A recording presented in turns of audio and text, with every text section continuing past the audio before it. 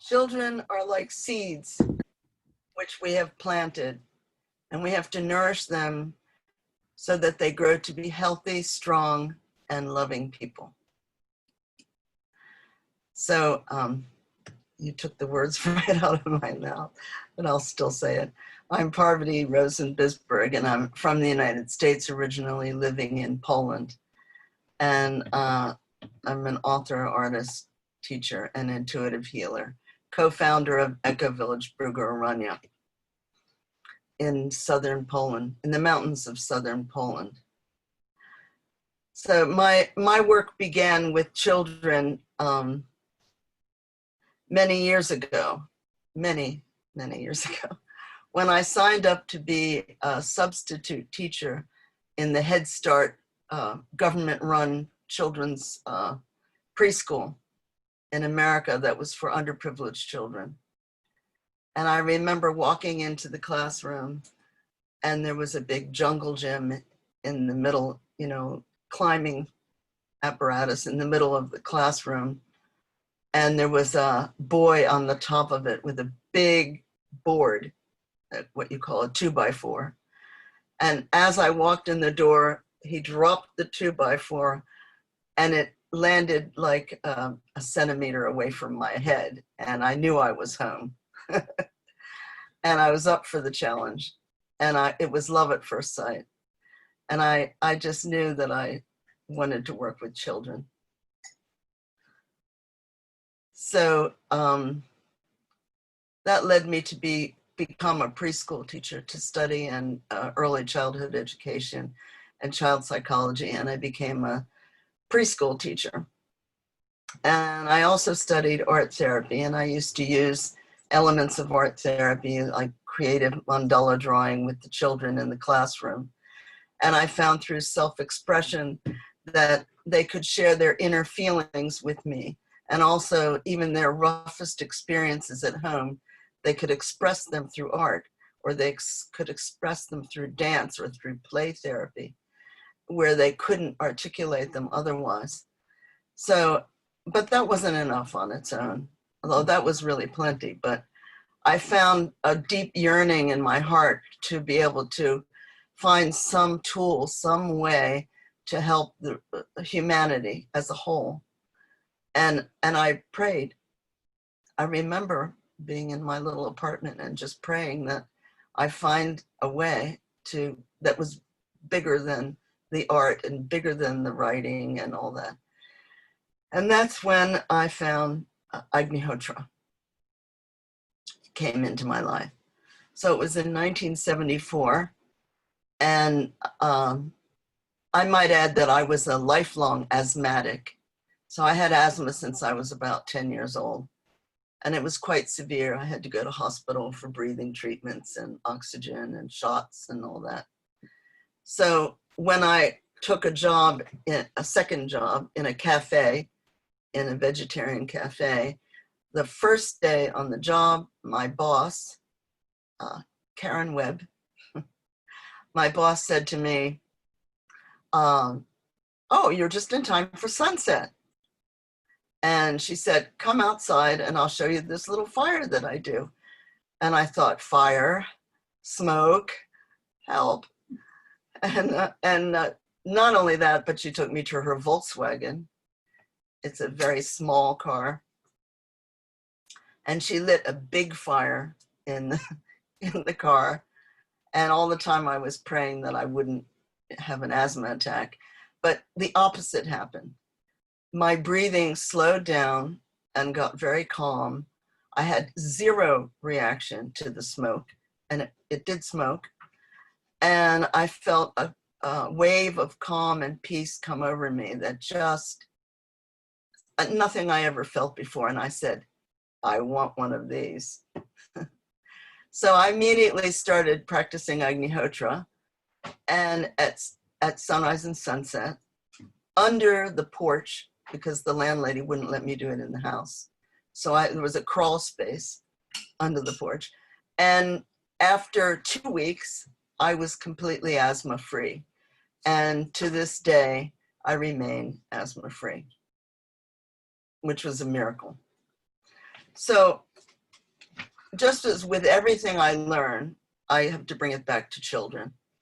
So I learned art therapy, I learned Agnihotra, and I knew I had to bring this to the children. So it was exactly at that time that I was introduced to Sri Vasant Paranjape, who was a great teacher who traveled to the West and brought Agnihotra to the West and worked tirelessly to get it in every nook and cranny of every country in the world. So I learned from his example, and it was a pretty amazing experience. I knew immediately when I met him that this was the direction that I was looking for. And he, after a couple of months, took me to Calcutta, India, where I met Parama Satguru Sri Gajananand Maharaj, who completely changed my life then. That was it. I was lit up like a candle, you know. So it was in Calcutta that I began to teach the children that just sort of spontaneously gathered.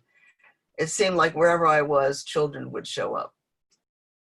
And it was really wonderful. So I started to teach the children Agnihotra, and then I was inspired by them, and I wrote my first book, which is called Come Join Us on the Fivefold Path. I don't know if it's still in print, but it's a very colorful book, all about the Fivefold Path and using it with children, with stories and everything. And I started to basically teach the Fivefold Path. And the Fivefold Path is 5 simple principles. Agnihotra,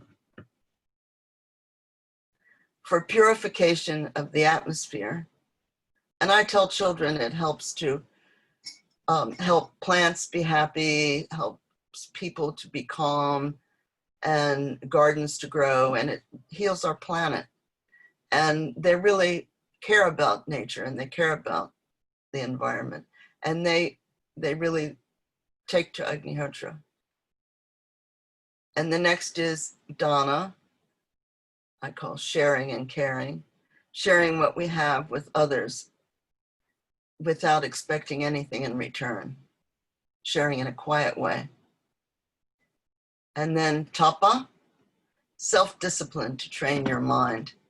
And this is actually more fun than it seems because we make everything fun when we teach children.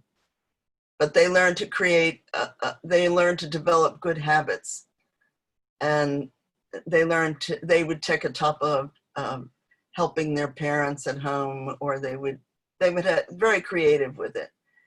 And it really helped to discipline them and not to require someone else to discipline them, but they learn to, you know, discipline themselves. And then karma, doing good action. What you do comes back to you, good or bad, happy or sad. And I tell them, if you give your love away, it will return to you someday. And then last is Swadhyaya, self-study. Find your gifts, find your true self. Who am I? The age-old question in every spiritual tradition. And when you ask children, it's like a light goes on, and they love to explore it. We used to do Who Am I books, and they would write all these things, the things that they were good at, the things that they loved to do, and they get to know themselves, and then they exchange their books and they get to know each other. And so this was a wonderful tool, Swadhyaya. And also in meditation, I would teach them to find a quiet place within themselves where they could find peace, because a lot of them lived in crowded situations. They didn't have their own lovely room with a television in the corner. They shared a room with maybe 5 or 6 other children. And they learned to find a space inside of themselves. So they always had a special place to go and to strengthen themselves and to get centered. It helped them in schoolwork, and it helped them in life. So I lived in India for 1.5 years, teaching children yoga, meditation, elements of the fivefold path, creative self-expression, Agnihotra. And the children received the teachings with open arms, open hearts. I did classes on the different elements. So I was giving a class on dana, on sharing, and one little girl burst into tears and said, I don't have anything I can share. There's nothing I have to give. We're very poor, I have nothing. And I had to do some quick thinking. Even though dana is a material aid, I said, you can share your smile. So she took it so sincerely, and she was so happy to be able to share something. And she made it her job to run around and smile at everyone. And it was just really amazing. And I was so touched by their sincerity and by their willingness to learn, their innocence. So while in India, we stayed in a center in Aurangabad, Fivefold Path Center, where Sri often came. And we gave puppet shows and yoga poses and sang songs and told stories, and the children were very grateful and excited. And then one day, the children really taught us a lesson in tapa and karma. And we had prepared a delicious meal, probably nothing like they'd have at home. I mean, very special meal with all kinds of tasty foods. And we laid it out, and they were all in on their mats waiting for the food. There were about 30, 35 children. And we told them, go ahead and eat, go ahead and eat. No. They wouldn't eat until every single person, including us, was sitting down with a meal in front of them. And I knew how hungry they were, and I knew how hard that must be. But they did, and they waited until everybody sat down, and then they would eat. And then later on, they told me that in their village, in their old village, and I think this may be the old tradition, they had to make sure that every house in the village had food before anyone could eat in their house. I thought it was really a beautiful tradition. So when I returned to the United States after my 1.5 years, I resumed teaching again at Head Start preschool program in Virginia. And I was allowed to bring the children home, which was wonderful. So of course, as always, they gave me the most difficult children, the most troubled children with behavior problems. And I brought home these fighting children to my apartment, and I was able to do Agnihotra with them. So I lit the fire, and that in itself was a real calling card. They loved that. And then as soon as the fire started going and the mantras were done, the children got really, really calm. And these children were never calm. And their breathing changed. And I observed them, and I couldn't believe it. And they got really kind to each other and really gentle. And after Agnihotra, it didn't go away. The whole evening, I had them for about 2 hours. They were happy, and they were loving and kind to each other. And it was really an incredible effect that Agnihotra had on their minds, on their nervous system, on their stress. So again, it was children who inspired me to write the next book, which is Yoga and Meditation for Children, A Teacher's Guide. This is going to be the new cover. It's also already printed in Polish. And it's a holistic program which includes yoga, all the simple yoga poses in a child's way, and simple breath meditation and earth meditation and elements of the Fivefold Path. It's got stories and songs and mandala drawing and all kinds of other goodies in it. But it's not just about teaching yoga and meditation. It's not even about teaching Agnihotra. It's really important how you speak to children, how you listen to them. And too often we're focused on filling their minds with as much knowledge as we can give them. We want to stuff them full with what we want them to learn. And in school, they have to learn, learn, learn. But they often have so much to express, and they even have a lot to teach us. So they need an avenue of self-expression to release the tension that they have and to be able to be heard. It's very important for children to be heard. And it's important to listen to what they say and to really listen from your heart, not just with your ears, listen with your heart. So Michael was one abused boy. He was in a group home for juvenile delinquent boys, and they lived there. And I was one of their teachers. I had the blessing of being one of their teachers. Again, difficult children. But I remember sitting with him and feeling, just sort of tuning into him and feeling music really was important for him as a self-expression. So I said, Michael, music runs through you like a river. Pick up an instrument. It will be your wings to fly. I don't know where that came from, but that's what I told him. And then I didn't see him again for a few years, and because I no longer worked there.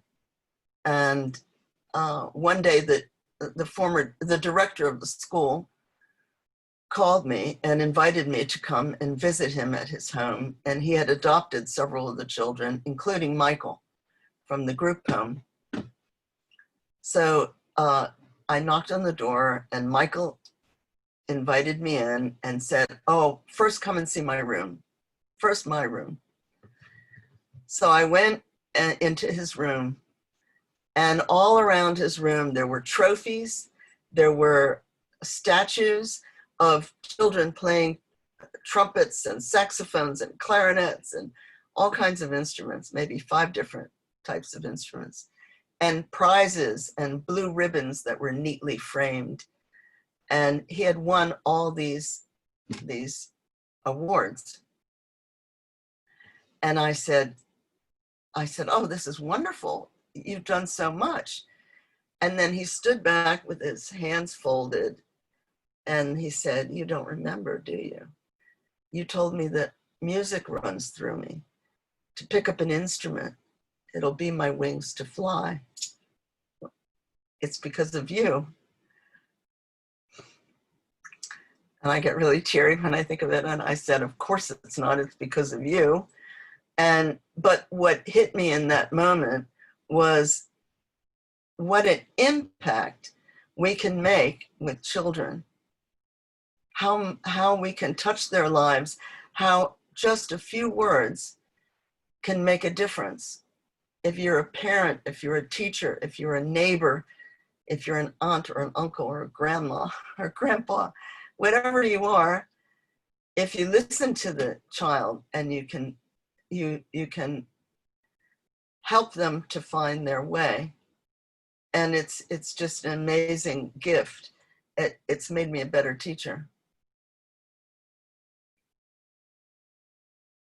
But again, it's not just about teaching children good karma or about sharing or about even self-study.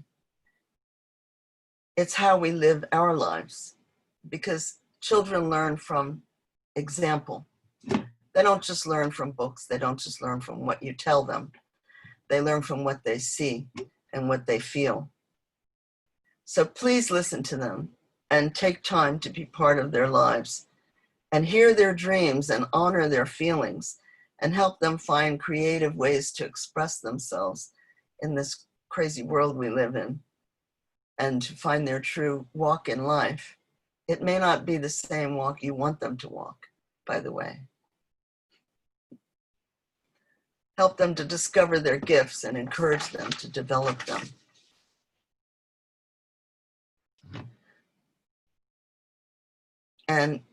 And listen to them. So once an example of listening, this is a good example of listening, but really it was a difficult one. But I was invited, can you all hear me? I hope you can hear me. Yeah. Great, thank you. I'm used to hearing people.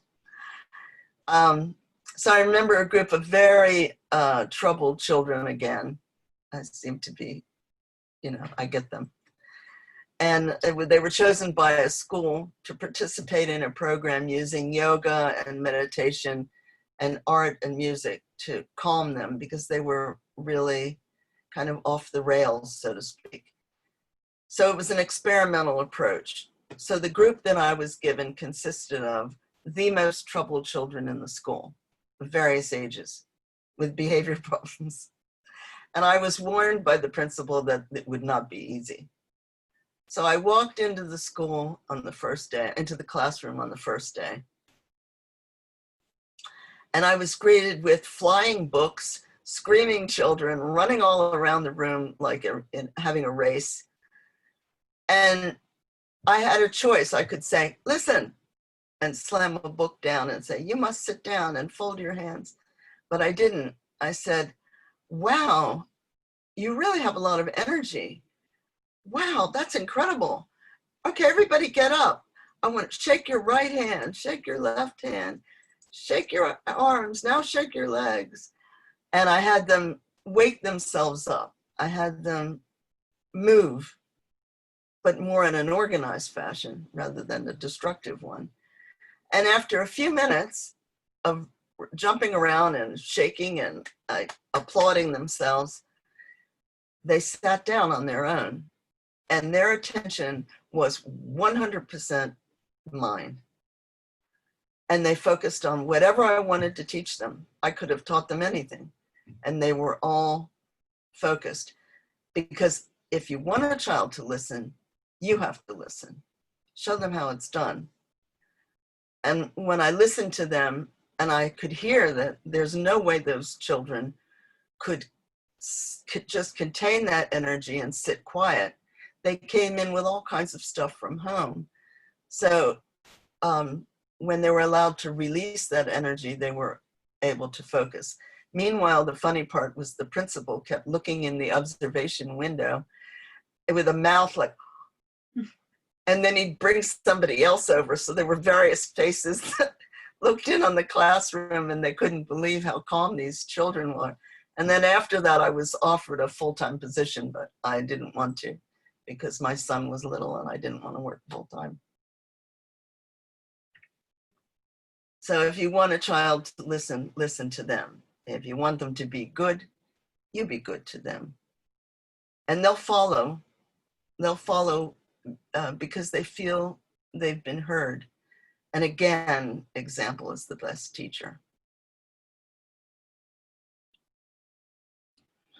Water.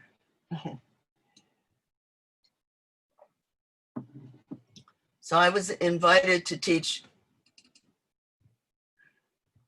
So I was invited to teach yoga and meditation for teachers workshops in Chile.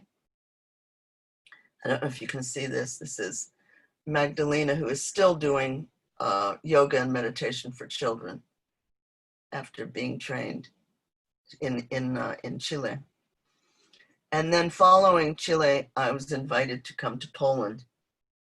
So I flew to Poland and I taught my first workshop at the original Agni farm, started by Ulrich in Dachau, on the west of Poland. And we traveled all over the country. I traveled with Jarek, my husband, who was then my translator, teaching workshops and in teachers' colleges and rehab centers to psychologists and pedagogues and teachers and parents. And Jarek accompanied me, and later we married, and I moved to Poland permanently in 1995, where we began Echo Village Brugorania, which comes later. So in Krakow, we held a series of classes, again for difficult children. I had accidentally told the organizer that Agnihotra and yoga and meditation was really beneficial for hyperactive children. And she thought that it was only for hyperactive children. So I ended up with a classroom of children that were all running around in circles, but except for a few quiet ones. So that was funny. But the first day of class, one of the mothers arrived with her son, who was about 10 or 11 years old. And she said, "This boy is bad. He's no good. He's really bad in school. Nobody can get him to behave. He's terrible. He's misbehaves and he's angry." And I had a feeling she might be part of it, but I said, "Oh, well, let's see what we can do." And she left this boy with me. He was about 15 minutes early. So I looked at him and I said, "Wow, I'm so glad you came. I'm so relieved, because you can be my assistant if you will." And his eyes lit up and he was so happy. And he became my assistant for the entire 8-week class. And he helped put posters up and put mats out. And he was just amazing. He spoke English, so he was translating some of the time with Jarek. But it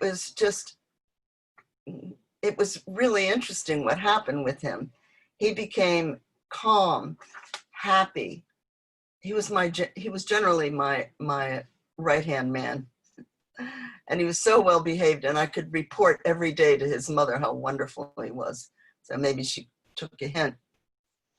But I think, we did these classes for 8 weeks, two days a week. And each time we did Agnihotra with the children. And I know that even that short exposure to Agnihotra made a profound effect in the children, because he was not the only transformation. There was one of the children was severely dyslexic, and he wrote everything backwards. So, they warned me ahead of time that every time he writes the wrong way. But we didn't do much writing in the classroom. We just did a lot of, relaxation techniques and yoga and all the other things, and Agnihotra. After the 8 weeks, the same child went back to school, and he was completely writing the correct way. He didn't show signs of dyslexia after this class. He's such a transformation. And there was another child in the classroom who was extremely withdrawn and shy, so shy that she would just shake if you called on her. So at the end of the class, the 8-week class, she was talking to people. She was raising her hand. She was interacting with everybody. And it was really such a transformation for her too. And the result was all these children actually came from the same teacher. So that teacher called up and said, "I've never seen such changes in my life. I want to sign up for the next 8-week classes." So she came to the next 8-week classes as an observer. Agnihotra really makes a big difference, especially with children, because they don't have preconceived ideas, and they don't have doubts, and they don't wonder why cow dung. They are like open books to receive the tools that they can use to change their lives, to better their lives. And it's so children are, just open, really open. And it can really make a difference in their lives. The stories are endless, but the key is love. The children raised in our Homa environment, there's some of them, in our Homa community here seem to have a different nature. They are calmer and more balanced. They're less affected by anxiety and generally in good health. Even my son, when he was a little boy, he was so calm that parents used to call up and say, "Can my child come and play at your house? Because he has such a great effect on them." And, and I'm sure it was the power of a cleansed environment that he had less stress to carry.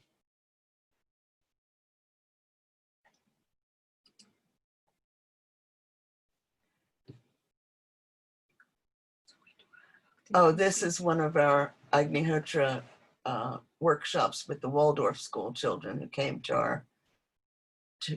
our farm. And this is our children from the community making Agnihotra ash remedies. And this is children learning Homa farming in Poland. And this is in Dahov, I believe. This is with Maria Kalish, who learned the yoga and meditation program and also taught the children Homa organic farming. And this is Maria with 2 children. And there's some eager children who like to make cow dung. And there's our children. This is back at Eco Village, Burgeranya, mulching garden beds. And then we had a group of school children come to visit our Homa garden. They love the cows. We have wonderful, calm, peaceful cows. This is our Yoko. Creative nature children. Happy, healthy Homa children.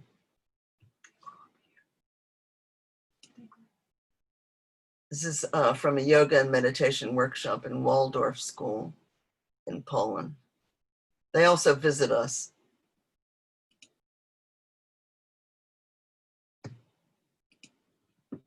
Mandala drawing. This is a group that came to our farm, and we did Agnihotra with them and mandala drawing, and they were a very enthusiastic, happy group. And this is one of my favorites, Alicia, who loves her yoga and meditation book. It's in Polish. Her mother sent me the picture. Always keep your sense of wonder. Children are the hope for our future. They deserve the very best environment that we can give them, the safest environment and a purified atmosphere where they can breathe, and it can enable them to become the very best that they can be in life. And I truly believe, from my experience with children and Agnihotra, that Agnihotra will be an impetus for change in a child's life, exactly what they need, and create a cycle of protection that will relieve stress on their bodies and minds. Of course, coupled with healthy diet and simple tools for a positive way of life, children can grow and give back to nature and to each other, and they can be the positive change that we wish to see in the world.